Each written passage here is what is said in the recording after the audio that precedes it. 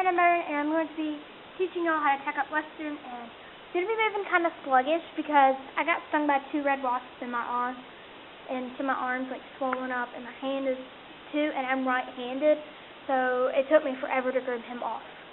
So before you start tacking up, you want to make sure your horse is trimmed off,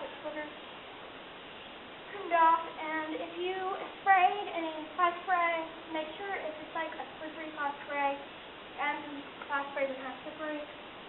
Make sure you don't put it in the saddle area because it'll make the saddle pad slip and your big, huge Western saddle go backwards on the back.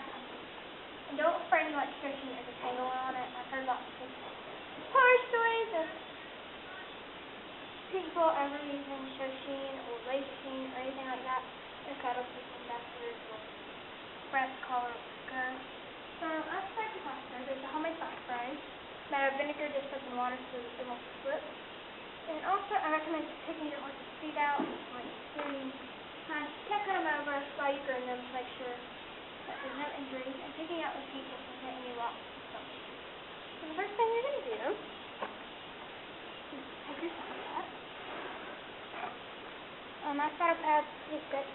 It doesn't have fleece on the inside, but it's thick enough for winter. It's soft and toasty for him on his back in the winter, so you can pull them off during the summer. And it's pretty thick. I mean, it's pretty hefty too. These out about 1.5 thick. I mean, it's a nice thick pad. Make sure you keep the pads clean so they don't cause any side rub. And also, when you go to put your pad on, your horse under there. It has a leather chain here. You're going to see my pad rug, because that's where the grip goes. Sorry for that snapping noise, it's big, just like that. But, where I rubbed it and stuff, it's good. You want to put it a little farther up than normal, because it looks like that. I'm going to stick my back just a little bit.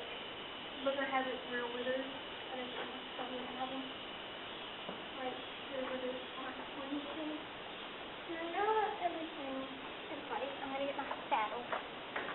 So, you want to make sure that you already have your girth and all of that attached. I have a breast collar. Not all people have breast collars, but I do. I personally love having a breast collar. I always like it.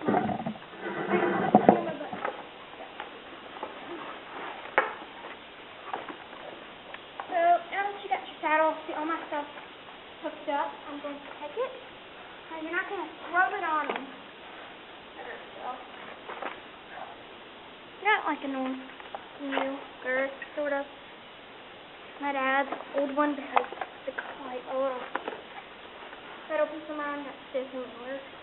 So you're going to do a swinging motion, but if you have a more padded saddle, you can put it on just a little bit more actually. My saddle doesn't have a sheer amount of padding. So I'm going to pick it up there and lightly drop it so he didn't even touch. Now I want to make sure everything's in place. Just a little more forward. You want to make sure they have some wiggle room on the pad so they can breathe. So everything's lined up.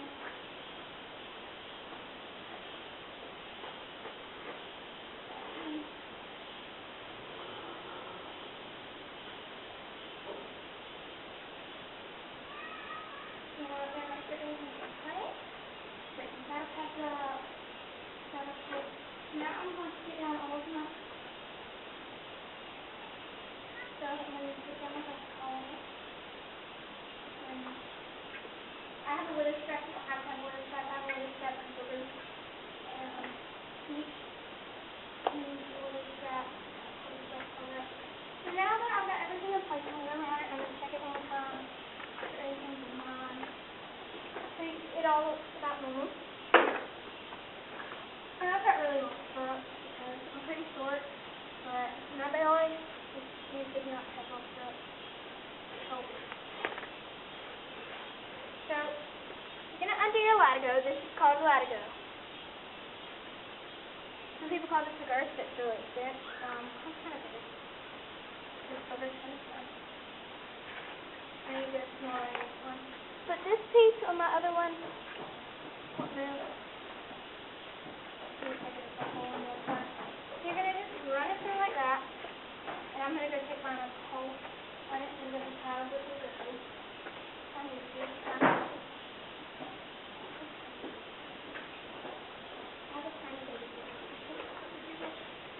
you need to make sure your horse properly. If you don't know how to fit a girth yet, too bad you don't know. The trainer, right here, and the final and the girth.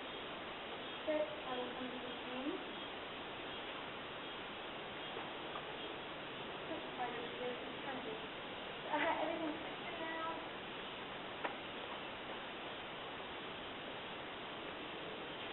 I'm going to take it down so that it won't get too much. First, it's going to be a little too long, but I just thought I want to put this on here. You're going to run it through. Don't snatch it up. I know many horses that turn around and getting people because they snatch their girth up too quick. I just take mine and slightly and pulling it up. And see boogers in the face. So, you have to make sure everything's right. I have a certain place where I keep everything. As you pack up your horse more often every day, you'll get a certain place that I like to have mine in a certain place with girth goes. You don't want to put the girth up on the shoulder, right about here. I like to make sure I have a little few fingers that fit between the shoulders. And I have a really long one to go. So I'm going to have to run it through a few times. And I don't like to tighten mine all the way up because I like to tighten it up a little more before I get on. So, and put it in the cowboy knot. So I'm going to take it through, kind of angled. I'm going to line those up right there. And then I'm going to run it through right here. So I'm like, oh, I think this is all the time in other videos. Cowboy knot is the most famous horse leg knot. Mine's not perfect, but yes, that is. There you go, my girth's not tight. So, this I said before, I tightened it up before that. So, breast collar you need to at least have it attached to one side. I have it attached to the other side. And you're going to run it through this little bee right here. So it doesn't really look like a bee. You're going to run it through and backwards. Mine's just kind of bitten.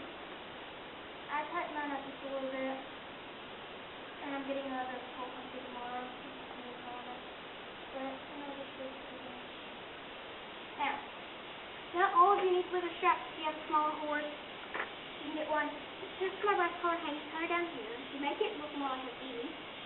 I take it, I run it through the V-ring on the breast collar, and I kind of pull it up. Some have clips. Mine's just a old like fur that I took apart. I'm going to buckle it down there, and you at least going to have a fist in between, and have a fist. So, before we put the bridle on, we're going to put some other protections on.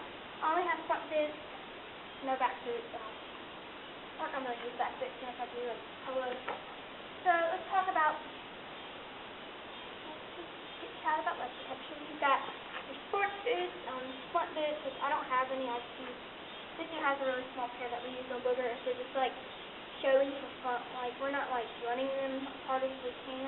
I just use small front boots.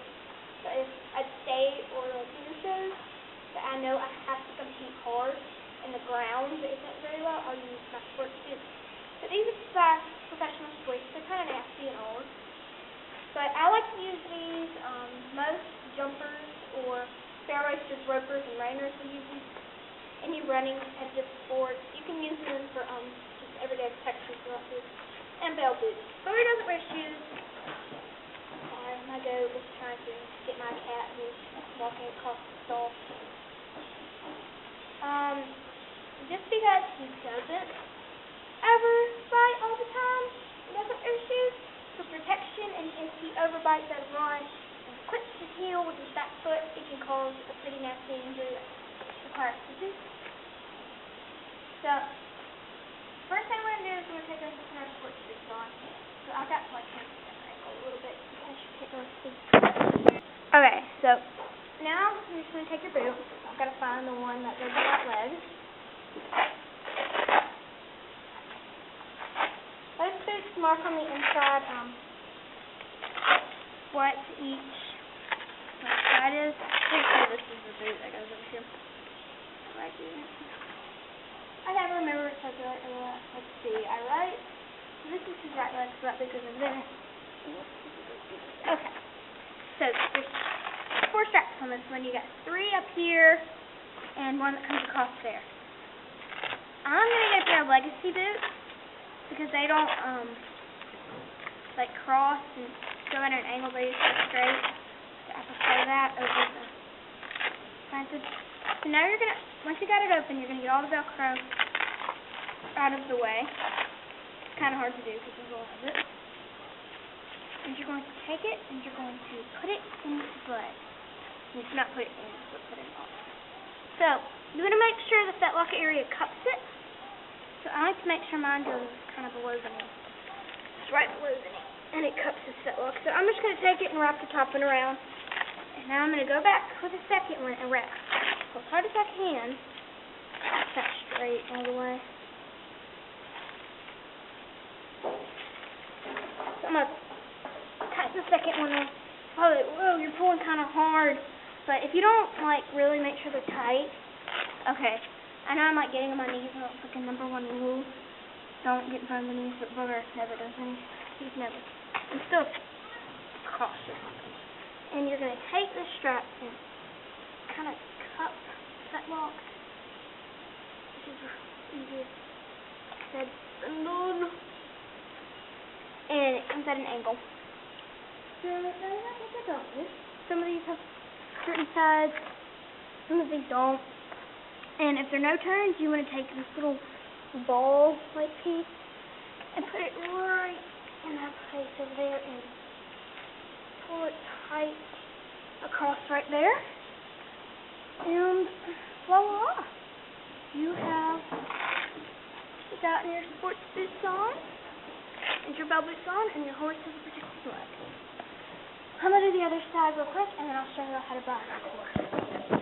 Guys, now we're going to put this bridle on, which I'll have to grab.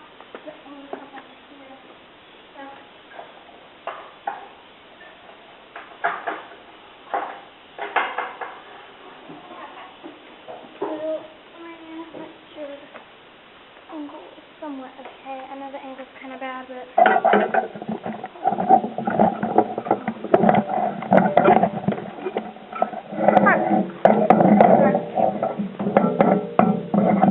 So now you're just gonna take this bridle or your headstock. I don't like there's a whole lot that Booger has to ride with one, especially in a barrel racing, and he just has this little twisted snaffle in front of the glove that kind of looks like a torch weapon. Now I see how to use it properly. So now I'm going to unclip one side, so this side, this side, and I'm going to unbuckle the halter. Normally do not use the unbuckle the halter. Clip or tie it around his neck. This is a buckle, so I'll buckle it around his neck. If you have a rope, I'll just tie it. And walk up to him, get in front of him. Just relax and go. Now, take this and try to get away from him.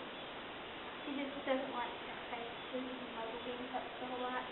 Easy. I'm going to wait for him to relax. And then they have no teeth. Right there on the side of the mouth, they have no teeth. Good. So, take this on. Stop it. Probably like, whoa, he's kind of crazy. No, he doesn't like his muscles. Stop it. Booger? Stop being a booger. Now you have to run to Booger. So, as he finds me, stop it. No. He does this even around the whole time. So now that he's gotten it now, take it over. We have different headphones that have a brow band that goes all the way across. We've got one here, the regular one. I'll put it here. Show y'all how to cut. So with this one here, separate it. You get so you don't like to do this. And put it around here. Like around here, kind of wide. And now we're ready for unclips. You're going to clip them to the bit.